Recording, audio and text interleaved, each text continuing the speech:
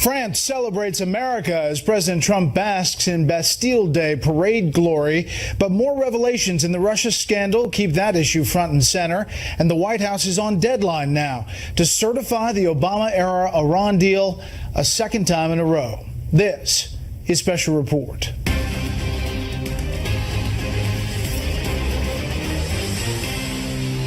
Good evening. Welcome to Washington. I'm Bret Baier. Immigration programs, an Iran nuclear deal, and a regulation nation under attack. All of that in just a moment. But first, President Trump is back in the U.S. right now after a quick and what the White House describes as a very successful trip to France.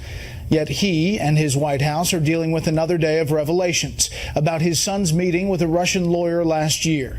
More details that were not revealed before. Meantime, a former top Trump campaign advisor testified today behind closed doors that he never heard anything about Russia on the campaign trail and called this all, quote, a Russian collusion delusion. Chief White House correspondent John Roberts is wrapping things up tonight in Paris. A rare and prestigious moment for President Trump, the guest of honor at France's Bastille Day parade, the first American president to do so since Bush 41 in 1989. But the celebration was tempered by yet another twist in his son Don Jr.'s meeting with Russian attorney Natalia Veselnitskaya. Renat Akhmetshin, a Russian-American lobbyist, told the Associated Press he was also in the meeting. Akhmetshin is described in court papers as a former Soviet military counterintelligence officer. While Akhmetshin says he served in the Soviet military from 1986 to 88, he denies any involvement then or now in intelligence activities. Akhmetshin's role in the meeting is unclear, though he has been involved in activities with Veselnitskaya opposing the Magnitsky Act, targeting Russian human rights abusers. And there may have been yet another Russian-American in the meeting. Trump Jr.'s attorney, Alan Futerfast, tells Fox News he spoke to another man who says he was there.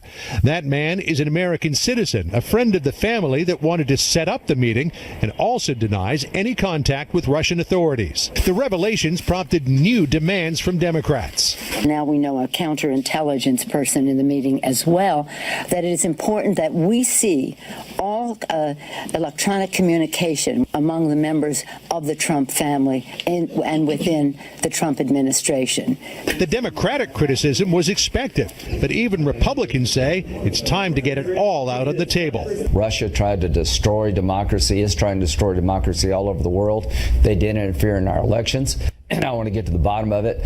Donald Trump Jr. says he wants to tell his side of the story. I think that would be a good idea, and he'd be welcome to do it in the Judiciary Committee. In France, President Trump did his best to fly above the scandal.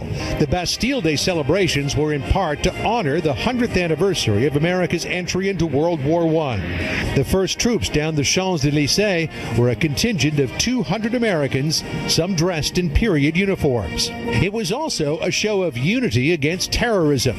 On Bastille Day last year, a terrorist using a truck as a weapon mowed down more than 500 people on the promenade in Nice, killing 86. In Paris, a precision military marching band paid tribute to those who lost their lives, while France's president spoke of enduring bonds with the United States in the fight against all enemies. Mr. Trump's presence at my side is a sign of an enduring friendship, and I want to thank him. Nothing can ever separate us.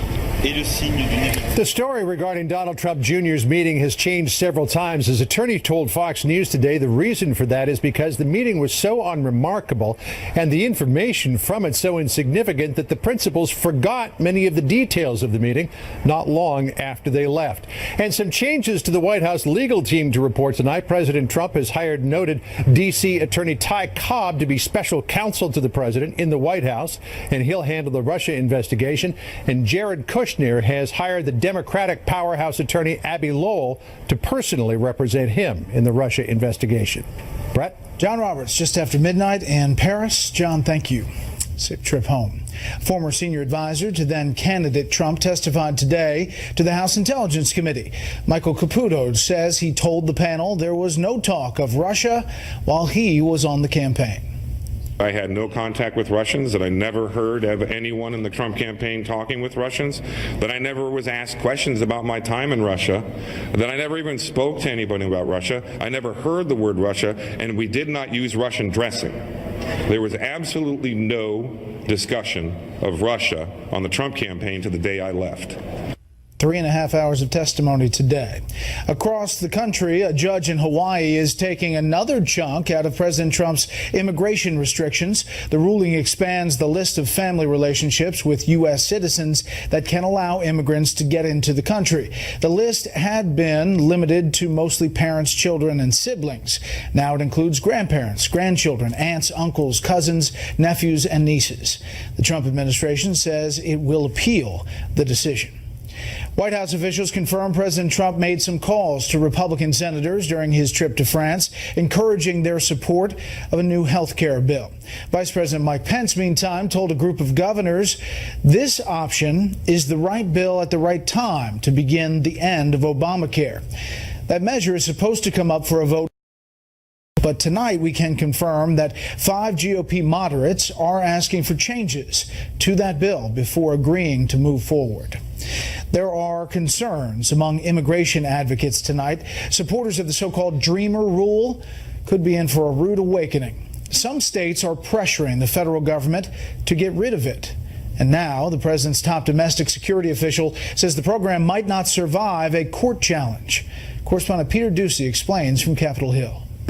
Democrats are feeling deflated after the DHS Secretary John Kelly dropped by the Capitol this week with word that the Trump administration may let legal challenges defeat DACA, the Deferred Action for Childhood Arrivals program that lets people brought to the states illegally as kids stay temporarily. I was encouraged that Secretary Kelly said that he personally supports the DACA policy, but, also discouraged that he couldn't say whether the administration would defend it or not. The program would need to be defended in court if the administration doesn't get rid of it by September 5th. From a lawsuit 10 Republican states are threatening to file because they think it's unconstitutional since it was created by an Obama executive order. Hats off to the state attorneys general that have brought this. But now some Democrats are accusing Secretary Kelly of not doing his job by not promising to defend DACA. He is either just the most, unknowledgeable member of the cabinet that I've ever met in my 25 years here, or he's trying to make a fool out of us by trying to say, oh, it's the courts. Just last month, Secretary Kelly told lawmakers they should turn President Obama's executive order on immigration into a law. I'm not going to let you off the hook. You've got to solve this problem. And that's something some Republicans agree should be done quickly. It's an issue that Congress really needs to come back and address. In the meantime, Democrats are going to try to get this DHS secretary to follow the same standards as his predecessor. We believe that he has the same power and purview that President Obama used to actually protect these recipients. President Trump is torn about what to do, telling reporters on Air Force One this week, quote, "There are two sides of a story. It's always tough. And it could be tough for some border state Republicans, too." I think we have some people who've received DACA waivers, and so they'd be very upset by it. But I think the majority of my district probably be pretty supportive of that because we're a nation of laws. DACA has prevented more than 770,000 people from getting deported since President Obama signed that executive order saying they could stay. And there's lots of talk here about passing a new law to replace the executive order, but this is a Congress that has a really hard time passing anything. Brett. Peter Ducey, live on the Hill. Peter, thank you. Tonight, a Fox News exclusive. We get a first-hand account of what it's like to be caught in an ambush by members of a vicious drug gang. It comes as the long-awaited trial and the case is finally beginning. Here's Chief Intelligence Correspondent Catherine Herridge. Targeted by the notorious Zetas drug cartel, 2 Homeland Security agents were under fire inside this armored SUV on Mexico's Highway 57. He told me that he was going to die. Speaking exclusively to Fox, retired Immigration and Customs Enforcement agent Victor Avila shares new details about the February 2011 ambush that killed his partner, ICE agent Jaime Zapata, and nearly cost Avila his own life. Firearms that were recovered at the scene were weapons purchased in Dallas, Texas. After picking up equipment from the Monterrey, Mexico office, cartel members tracked their SUV, forcing it off the highway. One of the assailants came directly over to Jaime's door and opened the door. Why was the door open? The Suburban was a program to unlock the doors when the vehicle was placed in park. Jaime immediately closes the door back. We start hitting the lock buttons. And in the process, the frantic agents may have hit the window button. The armored window had been rolled down approximately 2 inches. I see Jaime get hit on his side, on his torso. Very chaotic. I was shaking him. I remember even slapping him at times to keep him awake. I told him that he wasn't going to die, that I was calling for help. Avala's wife, Claudia, worked at the U.S. Embassy in Mexico City when the call came in. I'm thinking that's him on the line, and people are now holding me down, telling me, calm down. After medical treatment, Avala says he felt unwelcome by the agency and left government service as his search for answers uncovered undeniable facts. Avala says his supervisors discarded the security warning that prohibited travel on Highway 57. Is this like a smoking gun? It states clearly that you are just not to travel on that because of the high level of violence. And these government records show at least one weapon came from Texas. Avala believes there is a connection to the 2010 murder of border agent Brian Terry. It goes to show that the weapons were so widely dispersed to the cartel members that the U.S. government had no idea where these weapons were. This week, Avala testified at the district court in Washington, D.C. against 2 cartel members charged with Zapata's murder and Avala's attempted murder. And now he's calling for congressional action. In Washington, Catherine Herridge, Fox News.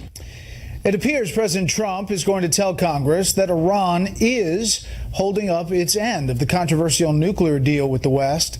President Trump has been a fierce critic, of course, of that agreement. As a candidate, he repeatedly blasted the Obama-era Iran deal. Tonight, correspondent Rich Edson at the State Department tells us how that could affect the deal in the long term. Good evening, Rich. Good evening, Brett. And the Trump administration has until Monday to certify whether Iran is complying with the nuclear agreement. And officials here indicate that for the second this administration will.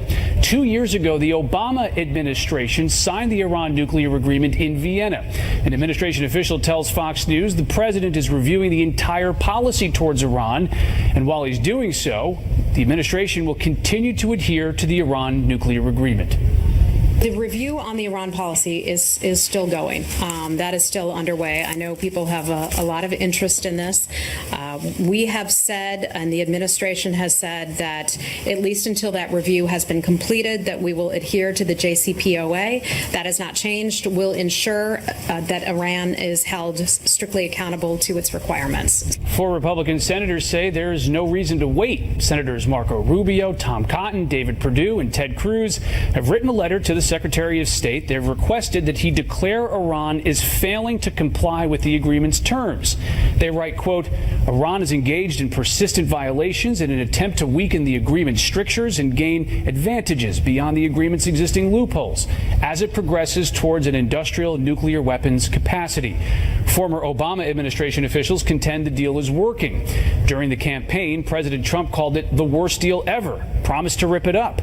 A report in the Weekly Standard says the administration would seek a new, tougher follow-on deal with European allies, noting such an agreement would be nearly impossible to achieve. Now, the challenge for the president and others who oppose the Iran nuclear agreement is that Iran has already received many of its benefits. Part of this deal and part of Iran getting curbs on its nuclear program, it has also gotten tens of billions of dollars in unfrozen assets and lifted sanctions. Brett? Rich Edson live at the State Department. Rich, thank you. More on this with the panel. An American doctor who specializes in the rare disease affecting a British child will travel to England next week to see the boy. It's the latest development in the legal battle over whether his parents should be allowed to take Charlie Gard to the U.S. for experimental treatment. British and European courts have so far said no. The judge is promising a new ruling by July 25th. Israeli police officers are dead tonight, and tensions in Jerusalem are high after an attack inside a major holy site for both Jews and Muslims.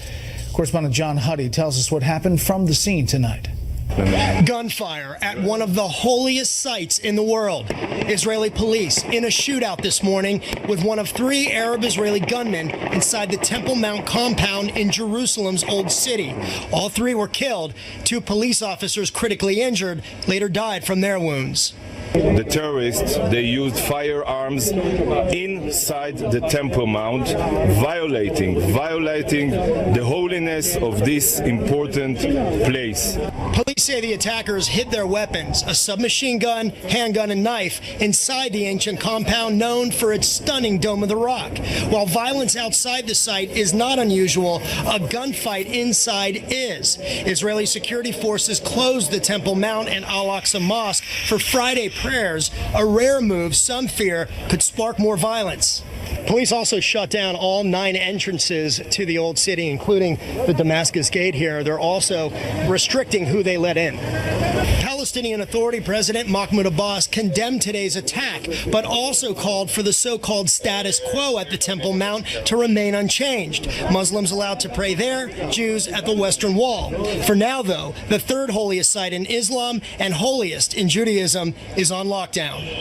Israeli Prime Minister Benjamin Netanyahu assured Abbas that the status quo at the Temple Mount will remain unchanged, but added that Israel will do what is necessary to ensure security there. Brett. John, thank you. There is a new sheriff in town when it comes to government rules here in the U.S. President Trump's pick as his regulations czar has made it through the confirmation process. Correspondent Kevin Corke is traveling with the president tonight and reports from New Jersey. She will head the Trump administration's efforts to toss out the rules that big businesses don't like. Massachusetts Democratic Senator Elizabeth Warren is talking about the a former law clerk to Supreme Court Justice Clarence Thomas. Rao was confirmed by the Senate by a vote of 54-41 to lead the OMB's Office of Information and Regulatory Affairs, otherwise known as OIRA. That's the agency that oversees government regulations, giving her the power to lead the White House's effort to reject or slow walk new rules while rescinding others altogether. Naomi Rao is an excellent addition to a team that's already committed to the president's agenda of deregulation. Said Wisconsin Senator Ron Johnson, I look forward to working with Professor Rao to reduce the burden of regulations by our best estimates as high as $2 trillion a year that weigh on the American economy. Beginning with his very first day on the job, the president has signed a cannonade of executive orders and memoranda targeting policies impacting the environment, health care, infrastructure, and more. An effort that's also seen the number of new regulations slow to a crawl, with just 15 new rules approved between Inauguration Day and the end of May. By comparison, 93 were green-lighted over the same period by President Obama, 114 by President George W. Bush. We did not become great through regulation. And in the United States, Mr. President, we also have cut regulations at a level that we've never seen before. So we're very proud of that. Whether abroad or at home, cutting regulation has been a major focus of this administration. Critics worried that regulatory cuts will put the interest of big business ahead of the American people. Regulations save lives. They keep people from being sick. They allow people to work and go to school. And we need to be very careful not to lose those benefits. To be sure, it's not easy to deregulate the government. Keep in mind the Trump administration would still face things like cost-benefit analysis, public comment periods, which, as you know, can take a while, lengthy rewrites, and, to be sure, in most cases, legal challenges by opponents. A long road still ahead. Brett? Kevin Corke in Piscataway, New Jersey. Kevin, thanks. The Dow jumped 85 to the third record high finish of the week. The S&P 500 rose 11, also a record high. The Nasdaq was up 38. For the week, the Dow gained about 1 percentage point. The S&P 500 was up 1 4/10. The Nasdaq finished ahead 2.5. Up next, changing the way sexual assault complaints are dealt with on college campuses. First, here's what some of our Fox affiliates around the country are covering tonight. Fox 2 in San Francisco with the suspect in the shooting of a woman on San Francisco Pier 2 years ago in court. Illegal immigrant Francisco Lopez Sanchez has pleaded not guilty in the death of Kate Steinle. Sanchez had been convicted 5 times for illegal re-entry into the country. Fox 29 in Philadelphia with murder charges against 2 suspects coming from the search for 4 missing men in rural Pennsylvania. Cosmo DiNardo and Sean Kratz are accused of killing the men during drug deals. Their buried remains were discovered on farmland owned by DiNardo's parents. And this is a live look at Portland from our affiliate, Fox 12. The big story there tonight, a slippery situation on the roads out there. A truck carrying 7,500 pounds of hagfish, commonly known as slime eels, rolls over on Highway 101. Lovely. It triggered a chain reaction crash involving 4 other vehicles. The eels were being shipped to the Korean Peninsula for consumption. That's tonight's live look outside the Beltway from Special Report. We'll be right back.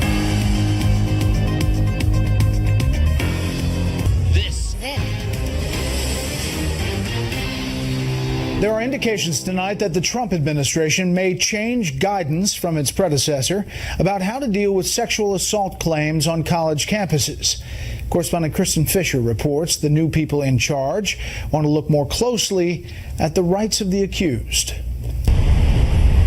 For rape survivors like Jessica Davidson, the Obama-era guidelines which crack down on sexual assault on college campuses were a godsend. The government administration took this very seriously and sent a leadership signal to university leadership all over the country that they too should take this very seriously. But for students wrongfully accused of committing such acts and their parents, they say that same guidance has been a nightmare. Not only are they expelled or suspended, but at the same time, their belief in the American system collapses. Now, the new Education Secretary, Betsy DeVos, is considering reversing that Title IX guidance. After meeting yesterday with all sides, the secretary said it's clear changes must be made, though she didn't say what those changes will look like. And no student should feel the scales are tipped against him or her. Just a day earlier, her department's acting civil rights chief, Candace Jackson, a sexual assault survivor herself, told the New York Times that under the Obama-era guidance, the investigative processes have not been, quote, fairly balanced between the accusing victim and the accused student. She then infuriated rape survivors even more by saying, quote, the accusations, 90% of them fall into the category of we were both drunk, we broke up, and 6 months later I found myself under a Title IX investigation. Now, Jackson has since apologized, but when Secretary DeVos was asked about it, all she would say is, we are listening and we know that this policy has not worked in too many ways. Indeed, some high-profile rape cases have turned out to be without merit. Take, for instance, the Rolling Stone story at the University of Virginia, or another case at Columbia University where the accused student was cleared, but his accuser continued to carry around a mattress in protest. He sued the university and settled just yesterday. Survivors like Jessica say those cases are not the norm. And I'm really worried about that going away and us going back to a time when survivors, if they reported, were not taken seriously. Now, the number of sexual violence cases currently being investigated by the Department of Education has exploded since that guidance was put in place. In 2014, just 55 colleges and universities were under investigation. Today, that number has more than quadrupled to 242. A group that represents many of those institutions told us today that they want to do the right thing, but they need to know what the right thing is. They need more clarity about the guidance. So they think that these listening sessions like the one yesterday are a good thing, Brett. Kristen, thank you. The University of Missouri is dealing with a huge decrease in enrollment right now, not because of sexual assault issues, but because of trouble of a different sort. Correspondent Matt Finn shows us tonight.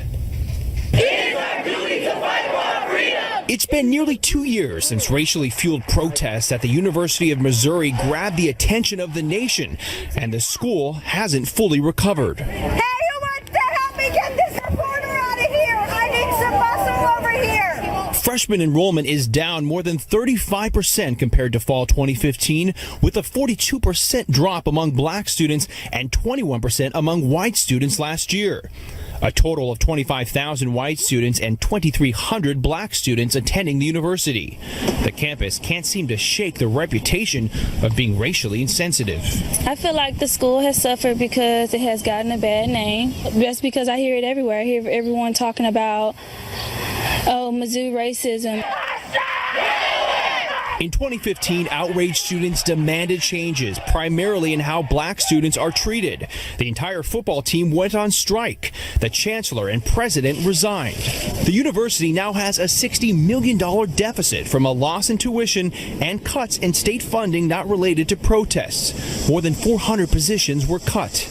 Professor Berkeley Hudson says the university squandered the chance to become a leader on campus racial issues. I was kind of flabbergasted that the president didn't, somehow respond to them, give some kind of signal. I hear what you're saying. Mizzou has taken steps to fix the problems, creating a council on race relations, hiring more black faculty, and the biggest change, administrators say they're now listening to students. We're doing all the work that needs to be done to make sure that all students, not just students of color, but rural white students and others who may not feel like they've always been welcomed at the university, that there's a place for them. Some outraged alumni say the administration kowtowed to the bad behavior of students in 2015. The current administration says the situation just seems worse to outsiders. The school just received a record-setting $121 million in cash donations this year. Brett? Matt Finn in Chicago. Matt, thank you. A federal court says the practice of North Carolina elected officials opening meetings with a Christian prayer is unconstitutional. The Fourth U.S. Circuit Court of Appeals upheld a lower court ruling concerning Rowan County commissioners. The case could be headed for the U.S. Supreme Court. When you go outside and look up at the sky, what you may see is not a bird or a plane or even Superman. It is a drone. And the more of them there are, the greater likelihood of an accident. Tonight, correspondent Jonathan Sari tells us about a major effort to keep that from happening. Just in the last 18 months, we've registered twice as many unmanned aircraft than we registered all aircraft in the previous 100 years. From crop dusting to package delivery, commercial drones are about to become a part of everyday life. To safely integrate vast numbers of new unmanned aircraft into the nation's airspace, the FAA is relying on Assure, a group of research institutions led by Mississippi State University. Among the questions researchers are working to answer, what happens when drones crash into people or suddenly fall out of the sky? We have to better understand what happens if, in fact, there is some sort of a collision or an impact. We need to better understand that. But at the end of the day, this really is about avoiding that collision in the first place. Although many drones provide live video feeds of their flights, the FAA generally requires operators to fly their drones within eyesight. But the commercial drone industry is actively preparing for the day this requirement is lifted. Whether it's package delivery, whether it's Arctic operations, regardless of what it is, almost every truly useful application of unmanned technology is beyond visual line of sight. The technology is way ahead of the regulations, and it's just a matter of having to figure out how to integrate these drones into the airspace. Commercial drones will inject more than $82 billion into the economy and create more than 100,000 U.S. jobs by the year 2025, according to the trade group AUVSI. While companies investing in unmanned flight are eager to reap the economic benefits, industry leaders and regulators agree the advanced safety research is crucial to prevent crowded skies from turning into the Wild West. Brett? Jonathan, thank you. Will President Trump give Iran a passing grade for that nuclear deal? We'll talk about that, other foreign policy issues with the panel after a break. This deal is catastrophic for America, for Israel, and for the whole of the Middle East. Iran has not lived up to the spirit of the agreement, and they have to do that. Until the Iranian regime is willing to be a partner for peace, all nations of conscience must work together to isolate Iran. Instead of saying thank you to the United States, they now feel emboldened. It was a terrible thing for the United States to enter that deal. And believe me, Iran will never have a nuclear weapon, that I can tell you. The United States is now undertaking a comprehensive review of this policy. 2 years ago today, the Obama administration signed the Iran deal in Vienna. Now, the Trump administration has until Monday to certify that Iran is living up to its end of the bargain, and it appears that the administration is going to do that with some caveats. What about all of that? Let's bring in our panel. Steve Hayes, editor-in-chief for the Weekly Standard. Charles Hurt, opinion editor for the Washington Times. Jillian Turner, former National Security Council staffer under Presidents George W. Bush and Barack Obama, and syndicated columnist Charles Krauthammer. Okay, Jillian. What do you say? They'll certify it. On the deal tonight, I think What's going to happen is that the president is in a position now where, because it's inked, he's going to have to certify this. And not just because, the reality is Iran probably is living up to the letter of the law, if not the spirit of the deal. But the problem here is once a deal like this is inked, it's very hard to renege, whether in whole or in part. I think the administration is seeing that now after 6 months in office. Just to explain that, because a lot of the things for Iran were on the front end. The stipulations that they got, the things they got, were at the front of the deal. Continuous throughout the deal. The sanctions relief that it offered them allows them to bring their international energy supplies to the global marketplace. They're going to net somewhere in the neighborhood of $500 million over the next few years from this deal. But I think the political capital that was invested in bringing Germany and the UK and France to the negotiating table is something that we have to stand by. Pulling out of that will be a major betrayal of those countries whose support we need right now. Steve? Yeah, we have a good article in the Weekly Standard right now about where this goes next, because I think you're right. We reported yesterday that they're recertifying. That's likely to happen. The president could still change his mind, but before Monday, that seems unlikely. The next step, Senator Corker told Jen Liffel's on our staff that he had a conversation with Secretary of State Rex Tillerson, and Tillerson says they don't exactly want to rip up the Iran deal. They don't want to keep it as it is. They want to add to it, and they want to bring in European countries to toughen sanctions and to perhaps put additional sanctions on Iranian behavior. And they want to make the argument a more comprehensive argument so that they're actually dealing with the nature of the Iranian regime and Iranian behavior with respect to terrorism and regional instability, not just the nuclear plan. I think there are reasons to be skeptical of that. I think it's going to be a very heavy lift. The Europeans are by and large happy with the Iran deal as it is today and are doing commerce with the Iranians at a high clip. Speaking of Secretary Tillerson, a few months ago I asked him about this process. It seemed like he was just going to certify, but the White House kind of stepped in, it seemed, and I asked him about it. Was that the White House coming in saying you have to do something different? How much input did you have in that initial decision? Well, I was directly engaged in it. I think one of the flaws behind the entire JCPOA process is it seemed to have been carried out to the exclusion of all the other aspects of Iran's behavior as a state sponsor of terrorism, their disruptive behavior throughout the region. The concern was that issuing a 90-day statutory requirement indicating compliance with the JCPOA was going to signal that somehow everything was okay with Iran and us, and it is not okay between Iran and us. And just to make clear, the JCPOA is the Iran deal. Charles? Look, Tillerson is exactly right that the way the administration structured the deal, it's completely divorced from all other Iranian actions, the expansion, the terrorism, its attempt to take over neighboring countries. All of these activities are excluded. Obama did that explicitly. He wanted this to be a pure nuclear deal. The other element of it is that he very cleverly, as you said earlier, he had all the goodies given to Iran up front. And the major one, the one that really counts, is that the world had been able to, after 10 years under our leadership, to produce a worldwide sanction